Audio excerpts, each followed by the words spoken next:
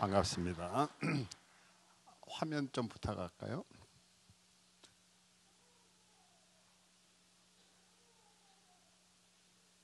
네. 어떤 느낌을 가지세요? 아이들 키울 때 듣지 말아야 될 또는 해서는 안 될 말이 하나 있는데, 이게 뭔가 하면 이 얘기죠. 저 녀석 저거 참 싸가지 없는 녀석이다. 그걸 우리는 굉장한 욕으로 이해하고 있습니다. 근데 싸가지가 뭘 싸가지가 없다고 얘기하는 걸까요? 싸가지는 사가지, 네 가지를 의미합니다. 그게 요거지요.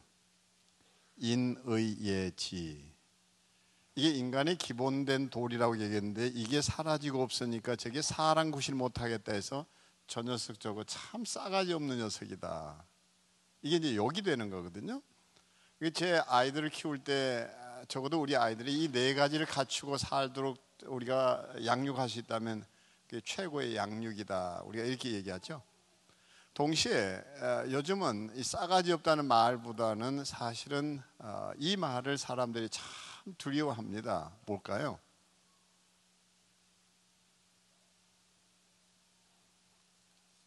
저 인간 저거는 참 감탄사가 없다. 아름다움을 모른다 이러죠. 그러니까 이런 것을 보고 와 이러면 그게 이제 아름다움을 아는 사람이고, 이걸 보고도 그냥 무덤덤 이러면 이제 그 양반 희망이 없다, 이제 이 소리거든요. 그래서 여러분이 어떤 사람인지를 드러내는 게 이 사진 한 장에 대한 반응이다. 여전히 침묵의 카르텔을 형성하고 있습니다. 어떠세요? 무덤덤이 뭐냐? 이게 무덤을 덤으로 이고 사는 인간들이다. 그러다가 이제 무덤으로 간다. 무덤덤이 딴 게 아니에요. 무덤을 안고 사는 사람이 무덤덤이에요. 생기가 없다, 이제 이런 거거든요.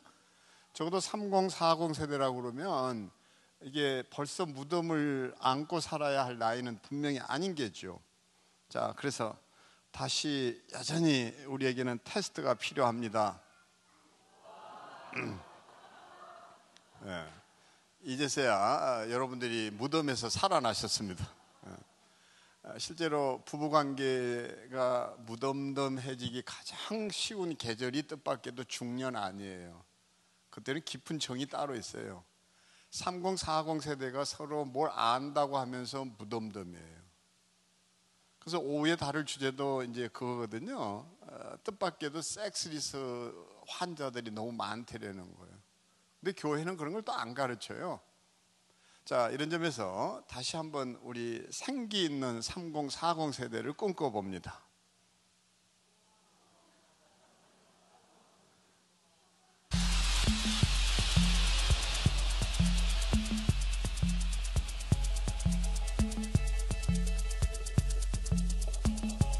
지금 이런 데도 무덤덤하고 있다면 이게 이제 문제인 거죠. 과연 선인장이 꽃을 피워낼 수 있을까? 저는 이제 우리가 코로나 이후에 이런 세상을 좀 꿈꿔보고 내가 세상을 아름답게 만들고 내 가정을 아름답게 만들어 볼 수 있게 되기를 바랍니다. 자, 그래서 아름다움의 반대가 뭘까요? 추한 거예요.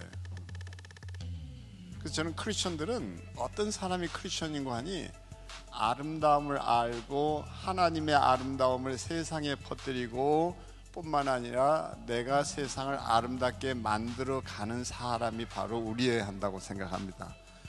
오늘과 내일 우리는 그런 아름다움을 함께 찾아가 보겠습니다. 목사님 서재에 들었었다가 깜짝 놀란 거는 세상에서 제일 아름다운 서재가 여기 있구나.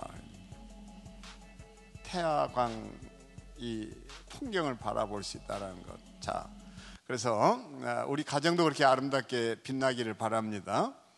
영어의 impossible, 여기에 어포스트로피 하나면 이게 I'm possible이 됩니다. 여전히 시간이 걸릴 듯 합니다 지금. 이 엄청난 얘기를 했는데, 그렇죠? 하긴 영어를 쓰면 사람들이 주눅이 든다는 걸 알아요, 제가. 그런데 진짜 영어에 주눅들이 하나도 없죠, 이제는. 우리나라는 특별히 3개국어를 동시에 쓰는 특별한 나라인 거 알고 계시죠? 핸들 이빠이 꺾어. 핸들 이빠이 꺾어. 진짜 걱정스러운 건 한글 걱정입니다. 외국인들이 한국에 와서 제일 헷갈려하는 게 한글 간판이에요. 할머니 뼈다귀 해장국. 무슨 놈 나라가 할머니 뼈다귀를 해장국으로 먹지? 식인종들이 있는 나라인가? 이런 거거든요. 자, 우리가 불가능하다는 것도 어포스트로피 하나면 이게 뭐가 되는가? 불가능이 가능으로 변할 수 있다. 우리는 바로 그 불가능에 도전하는, 그리고 우리 결혼 생활도 정말 불가능해 보이는데 그걸 가능한 것으로 만들어가는 게 아름다움이고, 우리는 이것을 예술이라 그렇게 부르죠. 자, 이제 시작해 보겠습니다. 드디어 이제 남자들 입에서 와 소리가 나왔어요. 다 이유가 있죠. 이게 이제 현대건설의 광고인데요, 이렇게 도전합니다. 보시는 대로 인권택에게 H는 히스토리, 역사죠.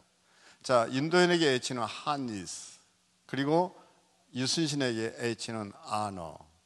그렇죠? 그러면서 딱 던지는 질문이 뭔가니, 당신의 H는 뭐죠? 당신의 H는 뭐죠? 이 광고가 굉장히 도발적입니다. 그렇다면 여러분들이 저를 이제 뭐 알든 모르든 딱 첫 이미지만 가지고도 저 송기론이라는 사람은, 송기론의 H는 또 뭘까?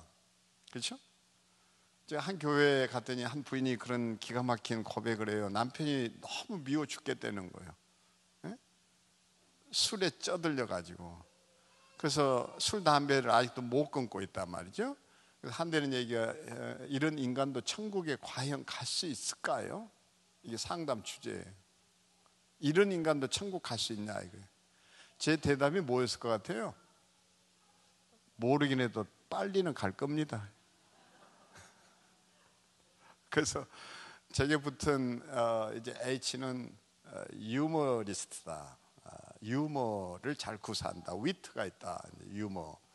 또 30년 동안 가정 문제를 다루었고, 이제 저는 미국 코스타에서 20여 년간 상담 디렉터로 일을 했습니다. 행복을 얘기하기 위해서요. 그들의 불행이라고 여기는 것이 잘못 보았다, 행복이다. 그래서 행복 전도사라는 별명을 얻게 됐습니다. 그래서 해피니스냐 이렇게 이제 얘기하는 얘기가 있어요. 근데 사실 송기론의 H는 딴 게 아닙니다. 송기론 그에게 H는 향수기입니다.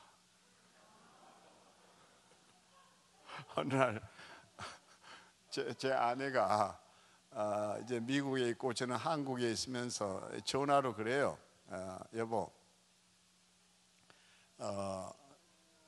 한대는 얘기가 이런 얘기를 하는 거예요. 영어를 가지고 이제 제게 하는 얘기인데, 다른 것이 아니라 여보, beautiful 아시죠? 모음 다음에 T는 L 발음으로 나오는 것. 그러니까 아에 이 오 우 다음에 T는 L이에요. 이게 연음화 법칙이죠. 그러니까 영어 문법을 몰라서가 아니라 미국 생활에 익숙하지 않으면 늘 실수할 수 있죠. 먼저 미국으로 이민 간 친구가 있었습니다. 뒤늦게 온 친구가, 자동차가 이제 이게 마련되지 않으면 미국은 어렵잖아요. 얘기를 나누는데 이런 거예요. 자꾸 발음이 배럴이 이런단 말이에요. 그러니까 미국에서는 워터 이래 가지고 못 알아듣죠. 워러 이래야 되죠. 자기는 미국 왔다고 그래서 배터리 하다가 이제 배터리 하고 상당히 표준말을 썼다고 생각하는데, 친구는 벌써 배럴이 이러니까 자꾸 그 대화가 거슬린 거예요. 근데 이 발음 너무 중요합니다. 쉽볼리 이 발음 때문에 죽는 사건이 성경 속에 있어요. 그렇게 테스트를 해요. 그래서 오죽하면 한 교회에서는 지나친 경상도 말을 쓰는 교역자는 배제합니다 이랬을까요? 그러니까 당시 이 사투리를 쓰는 사람이면 이걸 배제했어요. 쉽볼리. 성경에도 있는 얘기죠. 저는 여러분들이 성경을 정말 열심히 연구해 보시게 되기를 권하는데, 최근에 조력 전엄사법이 발의가 됐는데 사실은 정확하게 조력 전엄사가 아니라 조력 자살법이죠. 그런 사건이 있을 때마다 물어야 되는 거거든요. 성경에도 이런 얘기가 있어? 근데 정확하게 성경에 조력 자살이 있어요. 이거 어떠든 다시 좀 되돌아와서 자꾸 이제 자기는 표준 발음을 한다고 생각하는데 벌써 미국 발음은 다른 거예요. 베러리 이러니까 화가 은근히 났어요. 그래서 하는 얘기가, 너 자꾸 이 자식아 내한테서 베러리 그러면 난 제러리 집어 던져버린다. 제떨이를 벌써 발음을 제러리로 한 거예요. 이제 알아들으셨죠? 제 아내가 뜬금없이 그 뷰티풀 영어를 가지고 이게 T를 하나 빠뜨리고 나면 그게 또 어떤 단어가 되냐 이러면, 저는 발음에 신경을 쓰느라 아니 T가 사라졌다고? 그러면 그게 무슨 단어야? 이제 이러는데 아니, 자기를 생각하려는 거예요. 자기만 생각하면 답이 나온다고. 제가 끝내 대답 못했어요. 근데 아내가 하는 소리가, 여보 T 없이 아름다운 여자잖아. 그래서 제가 그랬습니다. 점이나 빼고 그 소리 해라. 점이나 빼고 그 소리 해라. 모든 여성들은 티 없이 아름다운 여인이 되기를 소망하죠. 그렇죠? 그래서 beautiful woman 이러죠. 근데 저는 이런 아내하고 살면서 사실 정확하게 얘기해서 갈등이 너무 많았습니다. 사는 게 그렇게 다를 수 없었어요. 배경 다르죠. 또 가지고 있는 과거의 추억이 다르죠. 성장 배경 다르죠. 언어 다르죠. 한국말 물론 쓰죠. 근데 안 통하는 말 너무 많거든요. 사내 두 녀석이 커가지고 얘들 데리고 식당에를 가도 아내는 전혀 다른 세상의 얘기를 해요. 준아, 너 사이다 안 먹고 싶어? 근데 우리 애가 응, 엄마 괜찮아. 이러면 제 아내는 금방 마음이 상해요. 너 사이다 안 먹고 싶니? 이 말은 엄마가 사이다 먹고 싶으니까 빨리 주문해봐, 이제 이 얘기거든요. 근데 사내 녀석은 여성의 언어를 이해 못하는 거예요. 그러니까 큰 놈한테 너는 괜찮냐? 이러거든요. 근데 아니요, 저도 괜찮아요. 그럼 그때부터 아내는 입맛이 싹 사라지는 거예요. 네? 여보 이거 이쁘지? 이 말은 이거 빨리 사내 이 소리인데 당신한테는 안 어울릴 것 같은데? 그러면 이제 그날부터 이게 대화가 막히는 거거든요. 소통이 안 되고 공감할 줄 모르는 인간이라는 거예요. 이해가 가시죠? 무슨 말인지. 근데 이 정도가 아니에요. 생활 습관이었어요. 저는 모든 물건이 정돈되어 있어야 편안합니다. 아침에 일어나서도 그 침대볼을 이렇게 탁 펼쳐가지고 다림질을 해놓고 나오는 사람이에요. 이러면 벌써 이제 막 여성들이 한숨이 나오죠. 근데 다림질이라는 게 딴 게 아니라 군대 다녀온 사람들 알지만은요, 이렇게 손 다림질이라고 해서 쫙 펴놓고 나오면 기분 좋잖아요, 저녁을 위해서. 근데 제 아내는 일단 자고 일어나면 이 동굴을 하나 만들어 놓고 나옵니다. 이불이 펴진 일이 없어요. 항상 이게 또 달라요, 모양도. 그 나중에는 견디다 못해 이런 아내에 대해서 막 불평을 쏟아놓기 시작했습니다. 정리정돈은 절대 안 돼요. 어디 외출한다 그러면 화장하시잖아요. 이렇게 여성들 메이크업 한다고 막 눈깔 뒤집고 막. 근데 화장품 뚜껑이나 뚜껑은 다 열어놔요. 못 견디죠, 제가. 제 성격상. 막 짜증내고 그래가지고 몇 시간 뒤에 집에 들어오면 향 다 날아가고, 차라리 맹물 찍어 발라라. 맹물 찍어 발라. 왜 비싼 돈 주고 화장품을 사냐? 응? 확 부어버려? 고칠까요? 아니요, 안 돼요. 정리정돈이 안 되니까 나중에는 제 신분이 이제 목사잖아요. 그래서 성경 공부를 시작했습니다. 여보, 자 앉아봐라. 자 앉아 됐다. 자 성경 펴라. 여기 본문 좀 보자. 예수님께서 부활하시면서 그 바쁜 중에 뭐 때문에 세마포 수건을 다 이렇게 개껴놓고 나올 생각을 했겠냐? 이거 생각 안 해봤냐? 부활의 첫 메시지가 정리정돈 잘하라고 하시는 거다. 당신 성경 믿어? 믿는 거야 지금? 이렇게 갈등하며 살았습니다. 그러니까 참 힘들죠. 근데 이 아내가 언제 아름다운 여자로 제게 다가왔을 것 같아요. 한 번은 집에 들어섰더니요, 아내가 이불을 푹 덮어쓰고 잠들어 있는 거예요. 이게 이제 무덤덤이에요. 더더군다나 저는 이제 신학을 전공하고 심리학을 공부했지만 나중에 의과대학에서 교목 생활을 7년간 했습니다. 그러니까 의사는 아니지만 의학적 배경을 가지고 그게 목회 초기에, 그러니까 신학을 전공한 사람으로서 자연과학에 빨리 저는 입문을 하게 된 사람이에요. 그리고 병원을 자주 이제 들락날락 해야 되고 이러다 보니까 이 이불을 덮어 썼다라는 건 제게 죽음이에요. 근데 아내가 이불을 푹 덮어 쓰고 잠들어 있는데 그 꼴을 보는 순간 이제 언제부터 이렇게 무신경해졌지 하는 서운함에다가 꼭 무덤을 보는 것 같은 거예요. 너무 안 좋은 거예요. 제 성향이라고 할 수도 있어요. 근데도 워낙 저는 교장 선생 아들로 자라가지고 배려가 뛰어나서 아내 잠 안 깨우려고 진짜로 이렇게 까치걸음에다가 화장실에 들어가서 또 고양이 세수를 한 거예요. 물소리에 또 아내가 잠 깰까 봐. 이것만이 아니에요. 또 침실도 돌아와가지고 출렁거리는 침대 때문에 잠 깰까 봐. 이렇게 해서 잠을 자고 아침에 눈을 떴는데 아내가 저한테 불만 섞인 소리로, 그 목소리에 다 배겨나잖아요. 딱 한다는 소리가, 당신은 어떻게 그렇게 무정할 수가 있어? 아니, 얼마나 정 많은 안돼. 저는 진짜 정이 많거든요. 그 정 많은 사람 보고 이렇게 공격적인 발언을 하니까 기분이 썩 안 좋죠. 근데 아내가 또 거기다 보태가지고 이래요. 만정이 떨어져 이래요. 무정에다가 만정? 기분이 딱 상해가 저도 공격적으로 돌변했습니다. 뭐 만정 떨어진다고? 나는 5만정이 떨어진다 그래.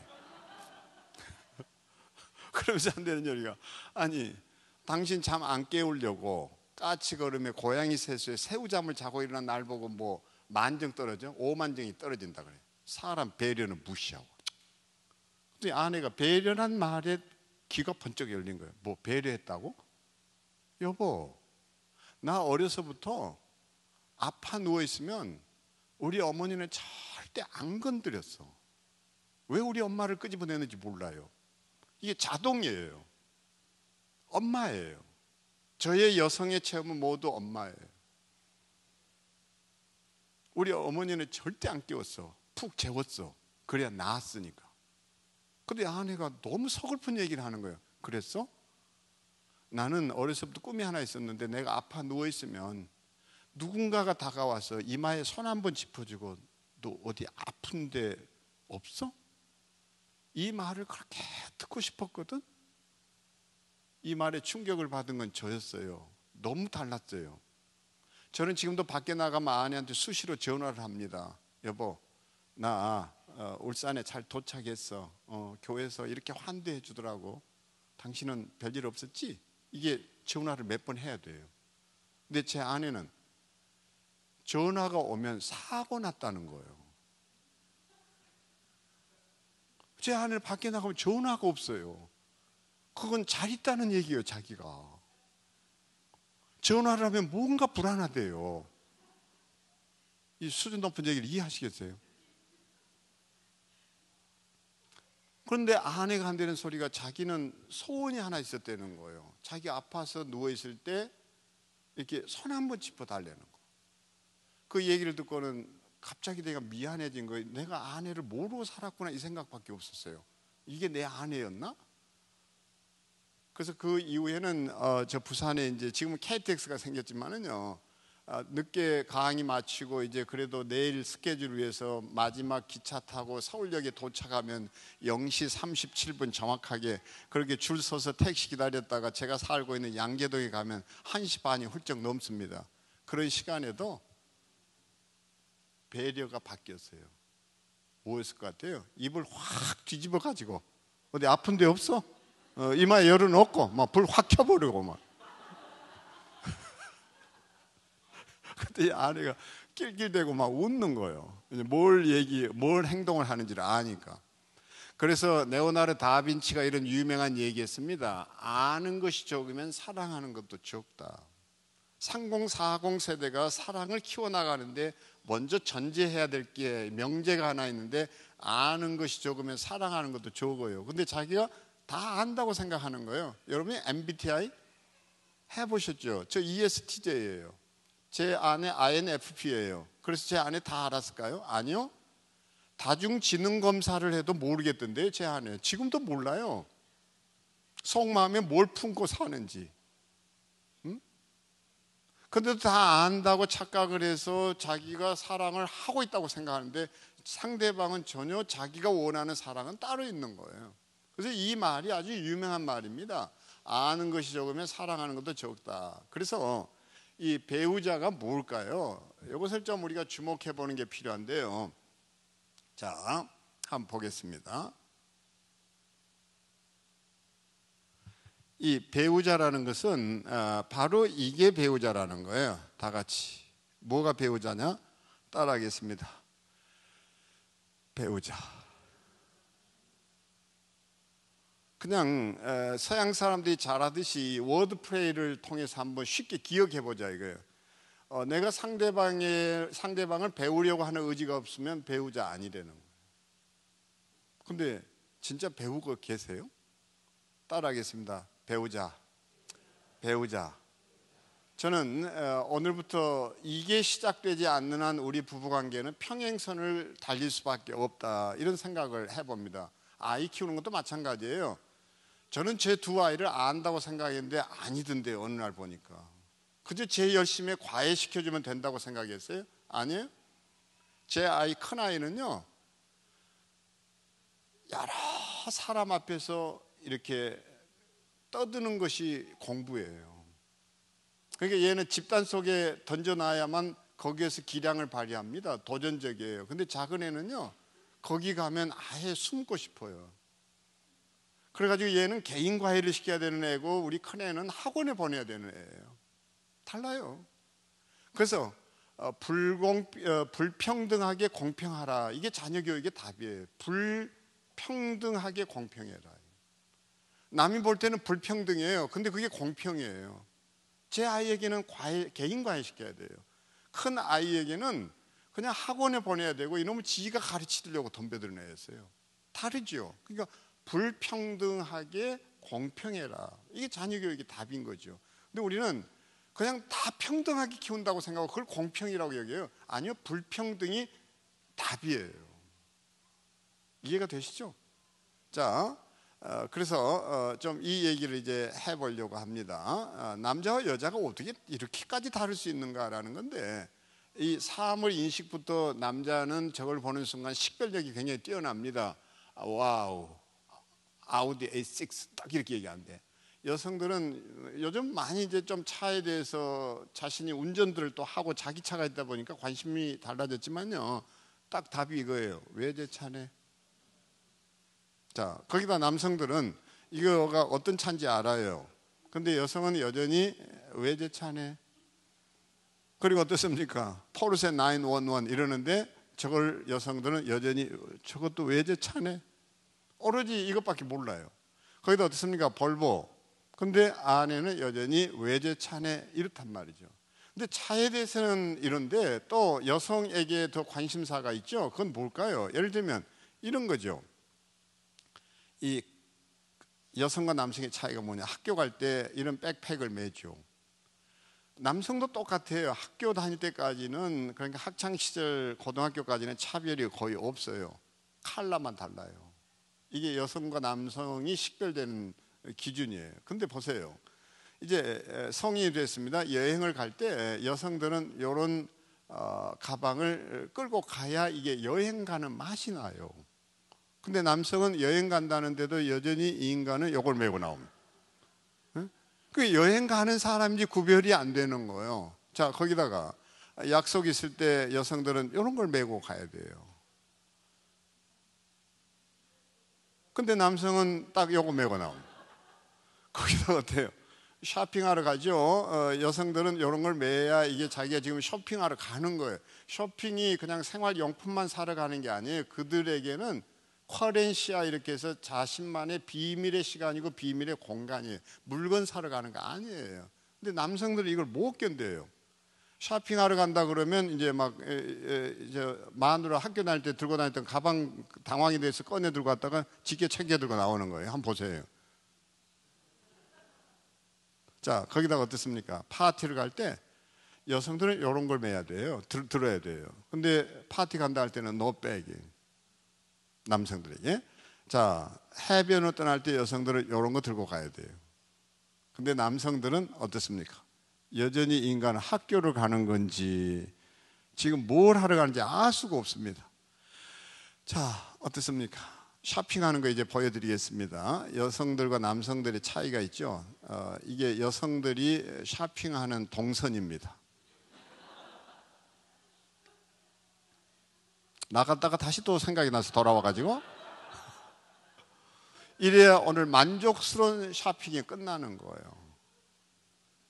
근데 남성들은 어떠냐? 애야, 너 이름 뭐니?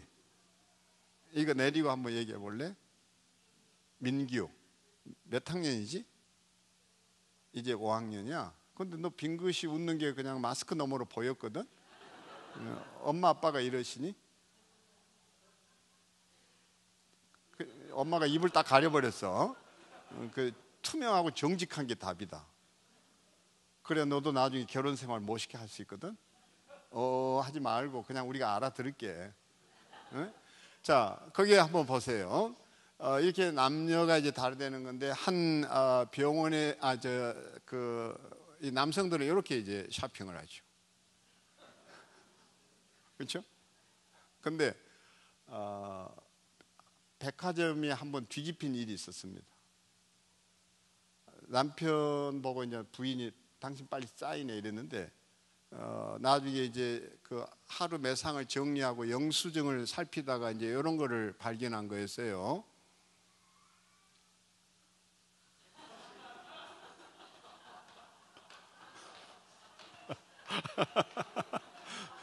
저 뒤에 장로님 그룹인가요? 장로님 그룹에서도 지금 박수를 쳤습니다. 예.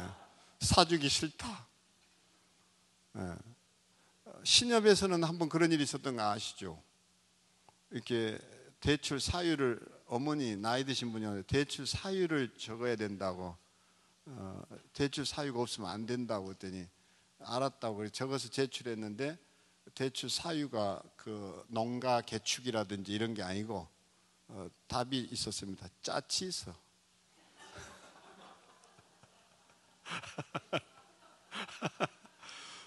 이럴 때는 좀 웃어야 이게 좋은 건데 좋습니다. 자, 그래서 여기다 또 한번 보겠습니다. 미팅 할래? 그러면 이 여성들은 차는 있어? 굉장히 현실적이죠. 근데 남성들은 딱 묻는 질문이 있습니다. 걔 이쁘냐? 거기다 어떻습니까? 여동생이 있어? 그러면 아유 맨날 싸우겠다 걱정해 주죠. 근데 남성들은 관심사가 걔 이쁘냐? 거기다 어떻습니까? 애인 생겼어. 그러면 그래? 잘 됐네. 근데 남성들은 걔 이쁘냐? 어떻습니까? 어제 나이트에서 부킹했는데 누군데? 너 혼자 갔어? 근데 남성들은 걔 이쁘냐? 그러니까 한 의사 얘기인데요.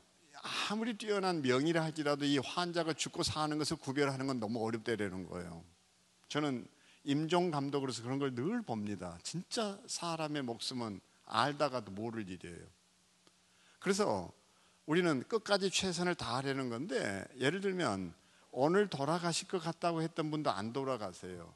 그래서 네이처 같은 이 과학 저널에 보면 실제로 이런 연구가 나와요. 자기 생일이나 기념일을 앞두고 죽는 퍼센테이지보다 그 생일이나 기념일을 지나서 눈을 감습니다. 제 친구 부인은 미국에서 떠날 거라고 의사들이 복수로 전달했는데 두 사람이 복수로 얘기했는데 못 돌아가요. 한국에 잠시 나와 있는 딸이 비행기를 돌고 돌아서 돌아올 때까지 기다렸다가 그 병실에 들어서면서 Mom, I love you. 그때 그 엄마가 눈물을 비치고는 밤새 반응 못하는 엄마 앞에서 딸은 자기가 살아왔던 얘기를 건네고 그런데 어머니가 나중에 눈물을 또르르 흘리고 그 다음 날이야 눈을 감아요. 딸을 기다렸던 거예요. 근데 이 명의는 어떻게 된 게 이 병실에 이 병동에 남자 환자가 실려면 이 환자가 죽을 환자인지 살 환자인지를 너무 금방 구별을 해낸대요. 그 병동에서 제일 이쁜 간호사를 들여보내는 거예요. 그러면 다 죽어갈 거라 생각했던 환자가 이렇게 눈이 돌아간대요. 그러면 그 환자 산대요. 더 살아야 하고. 근데 이게 무덤덤하면 간대요. 남자들은 시각이 예민해요. 그래서 여기 이제 하수와 고수 얘기도 해야 되는데, 물론 중수도 있고요. 예쁜 여자가 탁 지나간다. 근데 여자들이 꼭 테스트를 해요. 저 여자 어때? 이거 여성들이 질문해요. 저 여자 어때? 그러면 그때 뭐라고 그래야 돼요? 오, 괜찮네. 그럼 여성들은 삐져요. 당신보다 조금 낫네. 그러면 내가 그 여자보다 못해? 여자들은 다 삐지려고 준비를 하고 있어요. 근데 그럴 때 이 하하수들은 거짓말을 자꾸 해서 욕을 얻어먹어요. 응? 저도 신혼 때 제일 어려운 건 아내가 꼭 물어요. 자꾸 당신 지금 저 여자 쳐다보고 있는 거지. 저 여자 쳐다보고, 아니 예쁜 꽃을 보면 눈이 가듯이 뭐 이게 옷이 코디가 멋있든지 뭐 어떻든 제 눈길이 가잖아요. 아무리 제가 목사라도 말 이렇게 가거든요. 근데 당신 지금 저 여자한테 눈길 줬지. 하도 아내한테 시달려 가지고 또 내가 이제 안 보려고 애를 써요. 아예 이제. 근데 아내는 그거까지 알아요. 당신 지금 안 보려고 애쓰고 있지.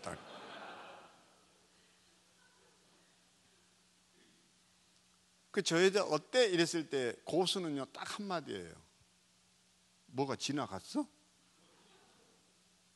아무데도 관심 없다 이래야 되는 거예요. 이해가 되셨어요? 자, 그래서 이게 남성과 여성의 차이라는 건데 아주 초보적인 얘기 같지만 우리는 늘 실수하죠.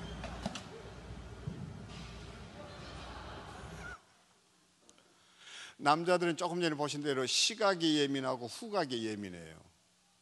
흑인 여성들이 되게 퍼퓸을 많이 쓰죠. 그 이제 그 헬스센터에서 운동을 하고 있는데 뭐 향긋한 냄새가 나니까 남자는 못 견뎌요. 딱 돌아보는데 또 괜찮은 이게 금발머리에 이러니까 누구야 하고 쳐다보다가 트레이드밀에서 미끄러져 가지고 자빠진 건데 딱 자빠진 소리에 놀래 돌아보니까 쪽 팔린단 말이에요. 그러니까 얼른 이게 푸시업하고 있는 것처럼. 다시 한번 볼까요? 명장면 중에 명장면이죠.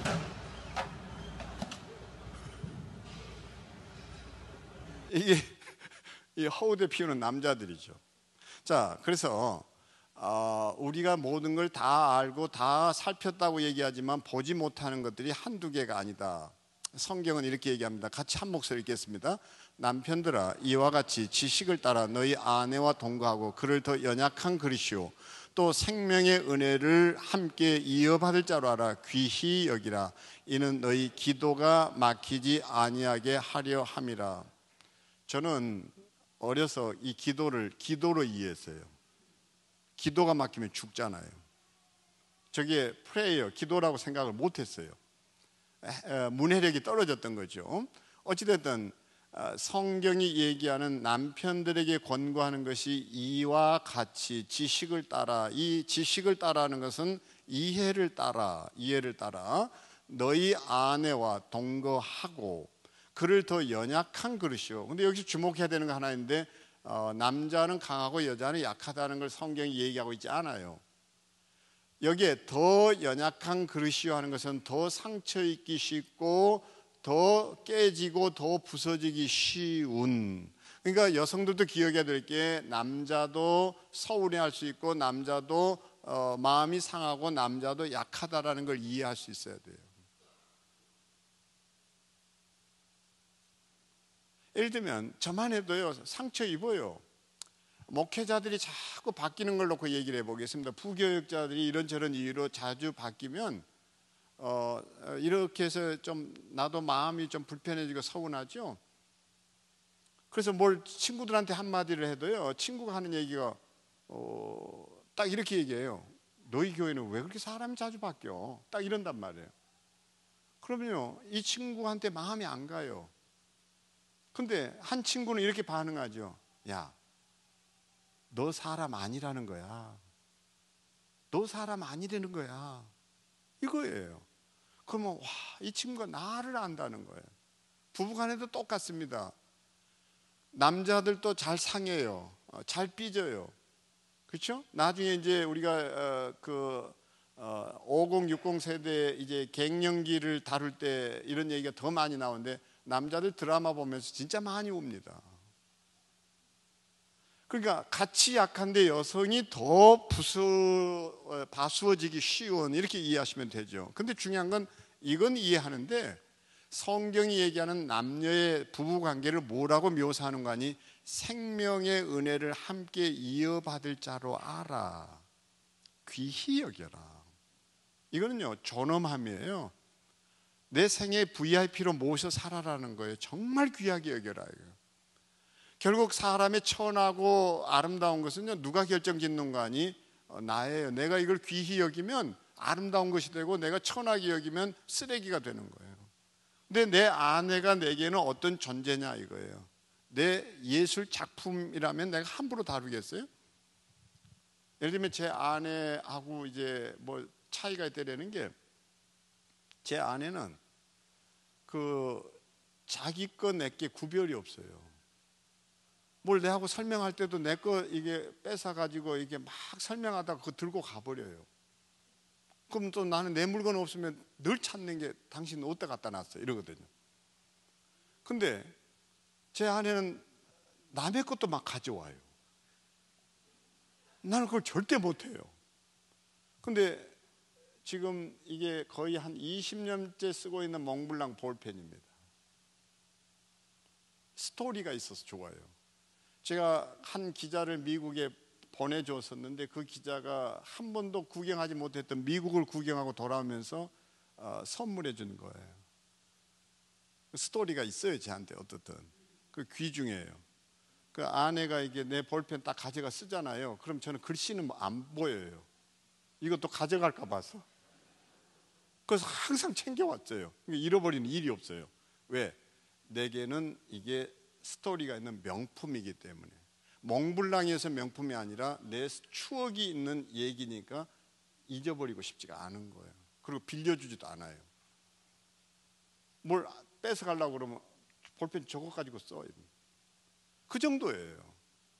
자, 그래서 귀히 여기라 이 말 속에 모든 것은 네게 달려있다 이 소리인 거예요. 근데 더 갈수록 기가 막힌 것은 이는 뭐예요? 너희의 기도가 막히지 아니하게 하려 함이라. 이 말을 다시 해석하자면요, 우리의 간절한 기도와 하나님의 응답 사이에 안에 원망이 가로놓여 있다, 이런 말이 있습니다. 내가 정말 간절히 기도합니다. 하나님께서 그 복을 물부터 쏟아 부어 주려고 합니다. 그러나 거기에 안에 원망이 있다면 너는 영적 부여를 누릴 수 없다 이거예요. 그래서 제가 가정사역을 하는 사람으로서 늘 인터뷰를 하는 것은 그 부인입니다. 1차 면접을 끝나고 그 부인하고 같이 한번 만날 수 있겠냐. 그 부인 보면 답이 다 있어요. 왜요? 부인은 남편의 이력서니까요. 아내 표정이 온화하고 따뜻하고 부드럽고 상쾌하고 여유가 있으면요, 그런 대접을 받고 살고 있는 거예요. 그게 남편의 이력서가 아내 얼굴이에요.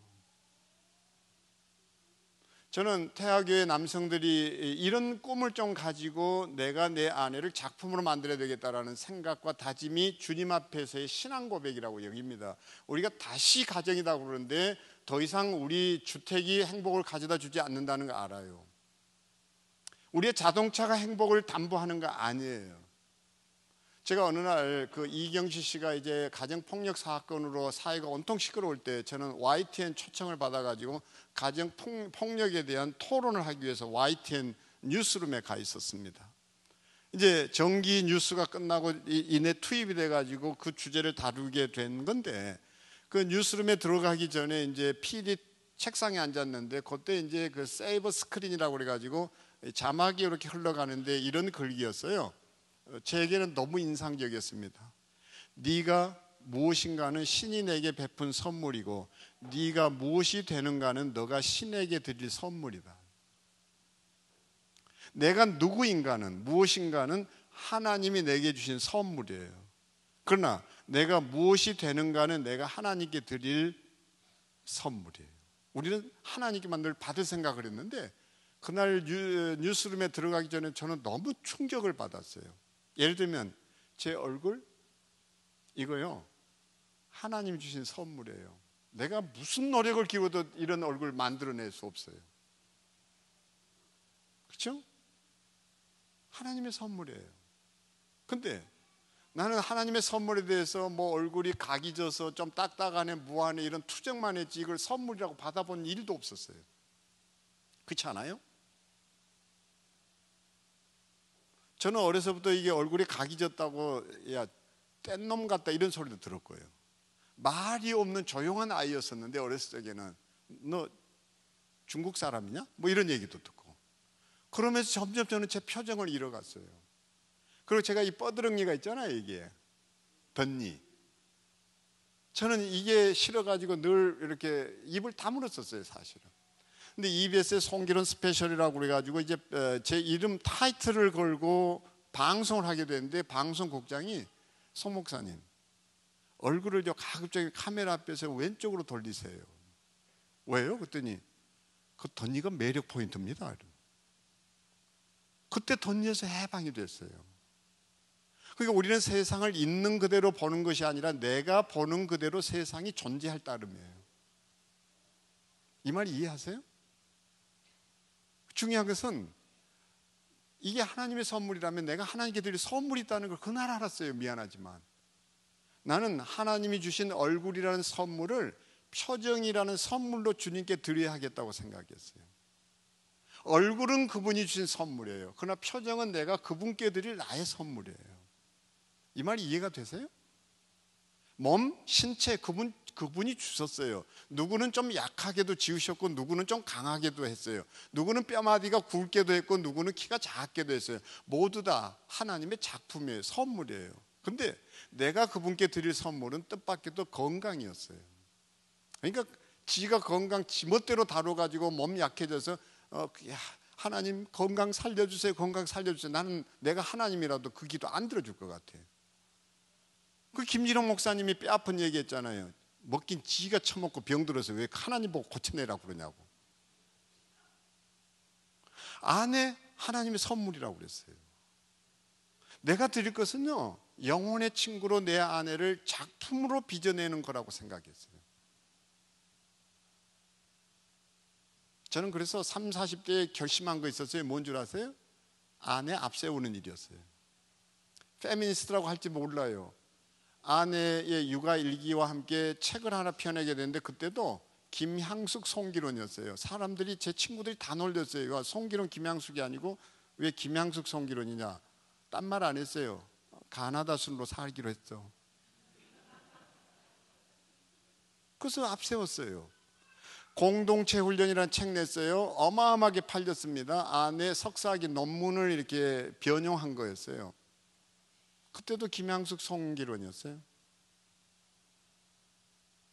근데 한국 남자들 진짜 못돼 처먹었어요. 항상 말이에요. 이렇게 해요. 남남북녀, 남녀공학, 남녀 칠세 뭐 이렇게 얘기합니다. 항상 남자 지가 먼저예요. 레이디 퍼스트가 없어요. 서양과 동양의 차이는 서양은 레이디 퍼스트예요. 근데 우리는 아니에요. 레이디 세컨드예요.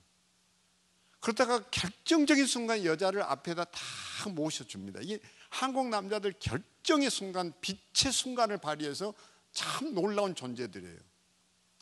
못된 짓거리 하는 것들 보고는 반드시 에이 나쁜 연놈들아 이래가지고 그년을 앞에다 내세워요. 놈년이 없어요. 연놈들이지. 이 수준 높은 얘기 이해하시겠어요? 지금은 모든 게 리모컨으로 작동이 되지만 옛날에 열쇠 열고 했던 자동차를 타야 했을 때 있었어요. 한국 남자들이 여성에게 차 문 열어주는 일이 없었어요. 차 문 열어주는 경우는 딱 두 경우였습니다. 뭔 줄 아세요? 그게 여러분 앞세대의 아내에 대한 태도였어요. 첫째는 지 여자 아닐 때, 그리고 새 차 샀을 때 기스 날까 싶어가지고. 자기 아내에게 차 문 열어준 그게 있냔 말이죠. 너 앞으로 나와 볼래?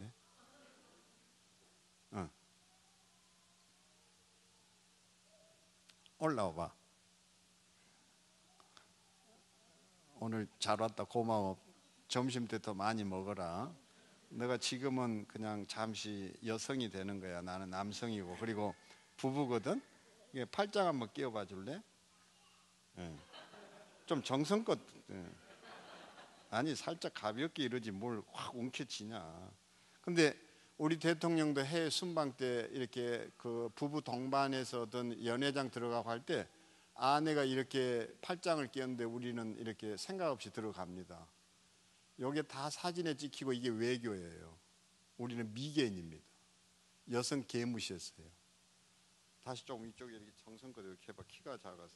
이랬을 때 남성이 이렇게 해서 마무리해 줘야 됩니다. 이 간단한 것도 우리는 못 배우고 자랐어요. 그래서 우리 연구소에 오면 리더십 특강 할 때 맨 먼저 보여주는 게 화장실이에요. 화장실 앞에 데려가서 그 화장실 앞에 이런 영어로 팻말이 있습니다. 남자는 왼쪽, 여자는 오른쪽. 왜냐하면 여자는 항상 오르니까. 좀 웃어요. 응? 그래서 서양 속담은 이것입니다. 뭔고 하니 남자의 왼쪽에 있는 여자는 여자가 아니다. 그래서 항상 의전에 정확한 거는 여성을 오른쪽에다가 세워야 합니다. 이건 기본 문법이에요. 그러니까 김정은이를 얕잡으면 안 되는 게 국제 무대에서 김정은이는 국제 신사예요. 스위스 유학했어요. 어린 날. 그러니까 그 아내 이설주를 반드시 공식 행사에서는 오른쪽으로 자기도 모르게 탁. 다릅니다. 존중받아야 돼요.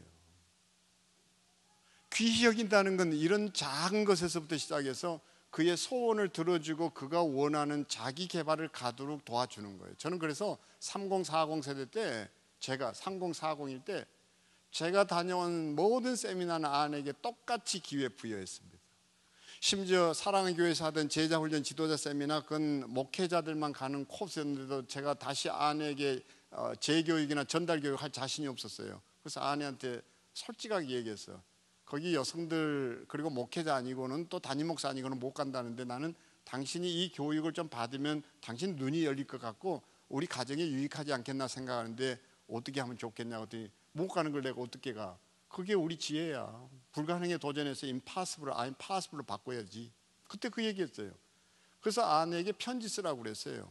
나 거기 못 갈 신분입니다. 그러나 남편 얘기 듣고 꼭 좀 가서 경험하고 싶은데 제가 서빙하는 것 좀 맡을 수 없겠습니까? 그러면서 저는 격기로라도 그 분위기를 알고 싶고 듣고 싶습니다. 이 편지 보냈어요. 그런데 특별 초대를 받아 다녀왔습니다. 그 당시 처음이었대요. 제가 학위 받고 나서 아내한테 공부할 거 권했습니다. 그래서 교육 박사 학위 받았어요. 그랬더니 어떤 일이 벌어졌는가 하니 이게 기울어진 운동장이 아니라 제대로 된 운동장. 기울어진 운동장이 부부 사이도 늘 갈라놓는 거 아시죠? 그리고 절대적으로 우리가 지키려고 했던 것은 언제든지 밤 시간이었습니다. 어떤 경우에도 육아 분방 안 한다. 육아 분방 안 한다. 영적으로 기도하기 위해서 잠시 너희가 분방할 수 있다. 이 영적 분방 말고 기도하기 위해서 그 외라도 분방하지 말자. 물론 지켜지지 않을 때도 있지만 우리가 3040 시대를 보낼 때는 어떤 경우에도 나뉘어 잠들지 말자. 저는 여러분들이 카톨릭적이라고 생각하시지 말고 저녁 기도 좀 할 수 있었으면 좋겠어요. 부부가 침실에 잠들기 전에 손을 잡고 서로를 위해 기도하고 잠들 수 있으면요 모든 문제 다 해결됩니다. 저는 요즘 21초 대화를 얘기하고 있습니다. 사람이 동물이지만 동물이 사람은 아닌 거 아시죠? 사람이 동물이지 식물 아니에요. 근데 동물이 사람은 아니에요. 근데 동물과 사람의 차이가 뭔가 하니 사람은 음식을 입으로 가져가는 것이고 동물은 입을 음식으로 가져가요. 뭐 차이 얘기할 건 너무 많아요. 근데 중요한 것은 동물과 사람의 차이는 눈동자에 있어요. 사람은 흰 자위가 있고 동물은 눈동자에 흰 자위가 없습니다. 하나님이 흰 자위를 주신 것은 면대면에서 눈동자로 얘기하려는 거예요. 이건 정확합니다. 그러니까 제가 흰 자위가 있기 때문에 제 눈이 어디로 갔는지를 언제든지 노출하게 돼 있어요. 근데 요즘은 상대방의 눈동자에 아이 컨택이 없습니다. 우리는 앞에 얘기한 것처럼 건배조차도 못하는 민족이에요. 눈을 못 맞추어요. 다시 말하면 자꾸 쳐다보면 눈 까라 이 새끼야 이러잖아요. 그런 세대를 살았어요. 근데 여러분은 아니에요. 지금은 글로벌 시대가 이미 왔습니다. 어디 가서 건배할 때 이게 잔 부딪히는 거 가지고는 여러분들이 거기서 무시당합니다. 잔은 쨍그렁하고 부딪히는 거 아니에요. 눈에다 건배하는 거예요. 눈에다. 근데 우리는 이렇게 막 이러다가 이제 대통령하고 함께하는 자리에서도 그러다가 쏟고 또 이제 요거도 먹고 실수하고 이러죠. 어쨌든 그 잔 좀 부딪혀 보려고 덤벼들고 대통령에게. 아니요, 눈이에요. 아이 컨택이에요. 그래서 부부가 20초간만 정확하게 이게 서로 눈동자를 응시할 수 있다면요, 언제든지 하나 될 수 있어요. 그리고 마지막 1초는 또 뭐냐? 그건 윙크라고 그랬어요. 러브 사인으로 여러분도 윙크 하셨죠? 그게 뭐예요? 당신이 나와 결혼해 주기로 약속한다면 내가 당신의 장점에 눈을 뜨고 단점에 눈을 감아 살겠습니다 하는 거예요. 그래서 우리는 이 사람 만나서 인사할 때 20초간 눈을 좀 쳐다보고 인사하라고 그랬어요. 근데 우는 교인들이 있어요. 이 시간 부부가 한번 쳐다보겠습니다. 제가 시간 잴 거예요. 정말 진심 다하여 오늘 이 자리가 우리에게 특별한 자리 되기를 소망합니다 하면서 눈으로 좀 대화하세요. 근데 여전히 우리는 잠시만 이쪽을 보시겠어요? 부부가 만났다가도 결국 쳐다보는 건 스마트폰을 쳐다보죠. 아니에요? 눈 마주치고 대화해본 경험이 언제예요? 쳐다보겠습니다. 제가 시간 잴게요. 시작.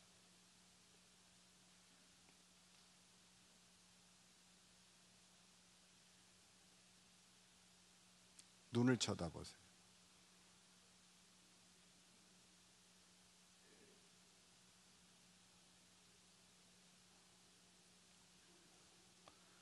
자, 윙크입니다. 잘 따라해줘서 고마워요. 더 시간이 부족하죠? 정말 대화할 때 눈을 마주치고 아이들하고도 대화하세요. 하나님이 주신 선물이에요. 아이 컨택.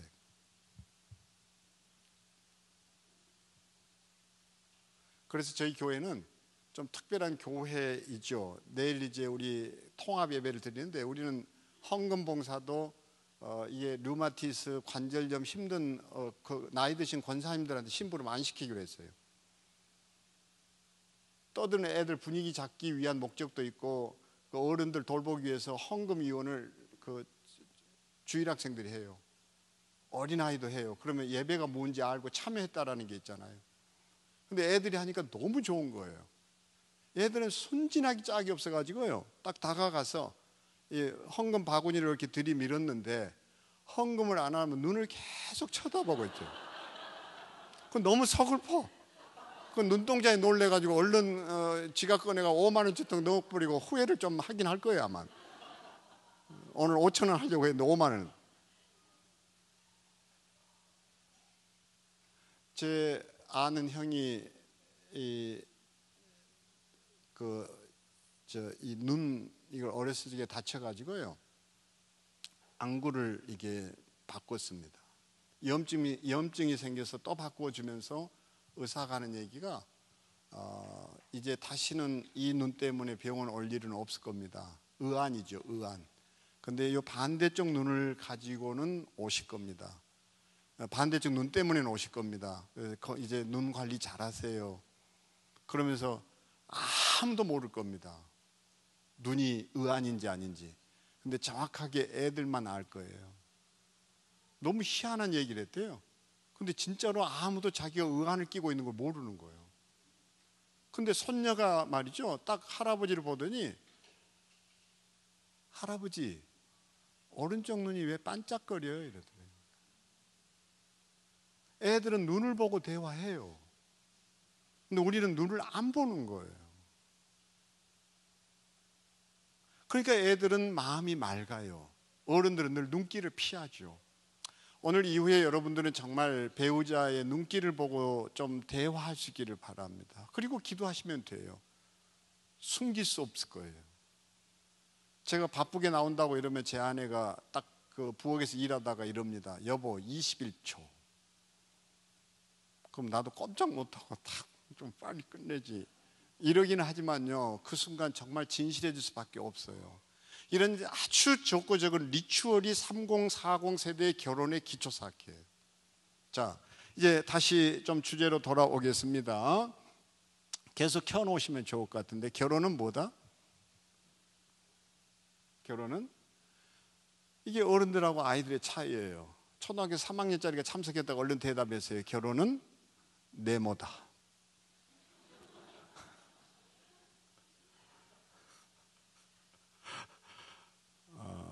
나는 태화교회 정도 되면 이 서울의 강남 같은 곳이 이곳일 거라고 여겼습니다. 그런데 지금 의정부 쪽에서 강의하고 있는 것 같은데, 혹시 의정부 출신 있다면 오해하지 않게 되길 바랍니다. 문화로 한 얘기니까. 결혼은 뭐다? 결혼은 네모다. 자, 어떤 이에게 결혼은 희비극으로, 어떤 이에게는 위험한 투기로, 상인에게, 군인에게는 30년 전쟁으로. 아시죠? 무하마드 알리가 조지 포먼보다 두려워했던 것은 그의 부인이었다는 거. 그 핵주먹도 겁을 냈던 건 부인이었다는 거. 자, 의사, 고열에서 차차 열이 떨어지는 열병으로, 화학자, 두 개의 무해한 물질이 화합해서 하나의 독소를 만들어내는 실험실로. 자, 그리고 음악가 소프라노와 엘토의 강한 합창이다. 지금 다들 우리는 지금 뭐다 이제 생각하고 계시겠죠. 자극적인 알약 맛있음. 그래서 이 시간 얼굴이 세모인 사람이 살았습니다. 그는 세모 테이블에서 세모 밥그릇에 세모 밥을 먹고 살아갑니다. 테이블에 앉았습니다. 여전히 세모 책입니다. 잠을 청합니다. 세모 침대입니다. 세모 이불을 덮었고 세모 베개를 베었습니다. 그리고 그의 꿈도 세모 꿈이었습니다. 그런 그가 어느 날 자기하고 닮은 꼴의 자매를 만났습니다. 둘이 동질감에 친화감에 서로의 마음이 가기 시작했습니다. 그리고 그들에게 이런 로맨스가 찾아왔습니다. 하늘에서 떨어졌던 사랑으로 눈을 열라는 하나님의 노크 소리였죠. 둘은 사랑에 빠졌습니다. 그렇게 해서 결국 어떻습니까? 웨딩 마치를 올리게 됐습니다. 그렇죠? 참 행복한 순간이죠. 둘은 그렇게 해서 새 인생을 살게 됐습니다. 세모와 세모가 만나서 그래서 만들어낸 것이 있었습니다. 뭘까요? 누가 그래요? 식탁보가 되었노라고. 근데 이 네모가 된 그들, 세모와 세모가 합쳐서 세모가 되어서는 안 되죠. 지경이 넓혀졌습니다. 네모가 됐습니다. 이제 그들은 네모 테이블에 앉아서 네모 밥그릇에 이렇게 네모 라이프 스타일을 구가하기 시작했습니다. 문제는 자신들도 모르게 어느 날 이렇게 세모로 떨어지는 유혹을 자꾸 받기 시작했습니다. 그리고 어느 날 잠을 청하는데 세모 침대를 찾게 되고 세모 이불을 덮고 꿈을 꾸는데 각기 세모 꿈을 꾸고 남남이 되어 갔습니다. 그러던 그들이 참 비참해서 서로 울기 시작합니다. 우리는 네모가 되었다가 왜 다시 세모로 돌아가야 하는 건지 서로 울기 시작하고 서로 원망하고 서로 다툼이 생겨났죠. 그 눈물이 강물되어 흐릅니다. 그래서 그들은 결심합니다. 우리 더 이상 네모로 살지 말자. 이걸 우리는 뭐라고 얘기하는 거 아니? 이혼이라고 그래요. 더 이상 우리 네모로 살 수 없다 이거예요. 그걸 확인했다. 이제는 끝장내자. 근데요, 이 네모에서 세모로 되돌아가는 걸 이혼이라 하지만 이혼만이 답이냐? 우리에게는 어포스트로피 하나가 필요합니다. impossible을 I'm possible로 바꾸기 위한 둘은 결심합니다. 뭘까요? 우리 더 이상 네모로 살지 말고 리혼으로 가자. 그 리혼이 뭘까요? 이게 별이 되는 일입니다. 세모와 세모가 이렇게 잇닿게 되면 이것은 접지 면적이 아주 적어서 그냥 바람에도 이렇게 날아가지만, 세모와 세모가 이렇게 얹혀지고 접촉점을 늘리게 되면 이게 네모가 아니라 별이 되는 거예요. 그렇죠? 별이 됩니다. 이것을 우리는 이혼이라 하지 않고 리혼이라고 그러고 3040 세대에서의 우리 삶의 분기점이 마련된다면, 그동안 우리는 안다고 알고 살아왔는데 아닌 것을 알고 갈등하다가 어느 순간 별의 순간을 붙잡아서 우리가 별이 되는 그 찰나, 우리 인생은 환하게 펴지는 것이고 우리에게는 바로 그것이 성령 세례와 같은 역할을 해줄 것이라고 믿습니다.